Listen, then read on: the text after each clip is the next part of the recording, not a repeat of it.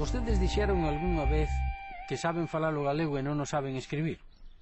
Pois en días como hoxe imoslle dar unha axudiña e verán que é moi doado. Tamén lles prometín para hoxe algo extraordinario da historia da nosa lingua e da cidade de Lugo. Así que non os empato máis. Empezamos e sexan benvidos. Hai en Galicia moitos nomes de lugar que comezan cun artigo. Nomes de cidades e vilas como a Coruña ou o Grove e nomes de comarcas ou de concellos como o Ribeiro ou a Fonsagrada. Pero que pasa cando estes topónimos levan diante unha preposición? Como se escriben nestes casos? Des que os topónimos galegos se respetan escribindo tamén en castelán, está aparecendo un erro ortográfico novo en galego, que consiste en escribilos como en castelán, sen facer a contracción coa preposición. Nós en galego escribiremos sempre Deputación da Coruña, Concello do Grove e Pasei polas Pontes de García Rodríguez. Na cita de obras literarias permítese o uso do apóstrofo. O autor da Esmorga é Blanco Amor. Lino no Divino Sainete. Resumindo, a contracción das preposicións a, de, en, con e por co artigo dos topónimos é obrigatoria na escrita. No caso de títulos de obras literarias e de outras publicacións, pódese representar cun apóstrofo ou non. Ben falado!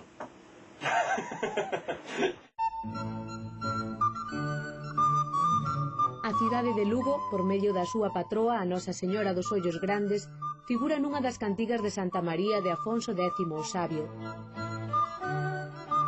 Tal e como se relata no cancioneiro que se conserva na biblioteca do Mosteiro do Escorial, a Virxe sandou na igrexa de Santa María de Lugo unha moza eivada das mans e dos pés. Esta rapariga agardaba unha morte pronta se non curaba, pero cando estivo diante de Santa María, aconteceu o milagre. A moza, como se dun anaco de madeira se tratase, empezou a estalar, e nese renxer de táboas rexurdiron os brazos, e os pés e as pernas puxéronse dereitos. O bispo e toda a xente que estaba presente non puideron reprimir as vaguas, e prorromperon en loanzas ao velo acontecido. O milagre acontece o 15 de agosto, o día da festividade de María, tal e como se relata.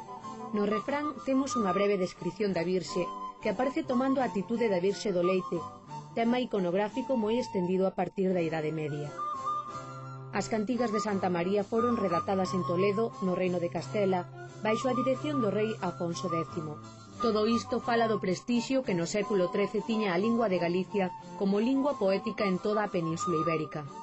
Esa mesma lingua de prestixio que hoxe falamos todos os galegos. Quitarlle un número outro menor. Restar. Onde tiramos as cousas que non nos serven? Papaleira. Eche a acción de coller e botar aire polo nariz e pola boca. Respirar. Ves como sabes? Lugo é a única cidade do mundo que conserva enteira a muralla romana. Boten de conta a cantidade de carros de pedra que houbo que poñer en marcha para construir esa muralla, por iso se di, non se fixo Lugo nun día. En todos os sitios habitados hai sempre piques cos veciños, por iso se di, o que é burro tanto é aquí como en Lugo. Pero hai unha cantiga moito máis conciliadora que di: viva Lugo porque ten murallas polo arredor, que viva a xente da serra, xa que eu son serrador. Volvo mañán, non lles pesará.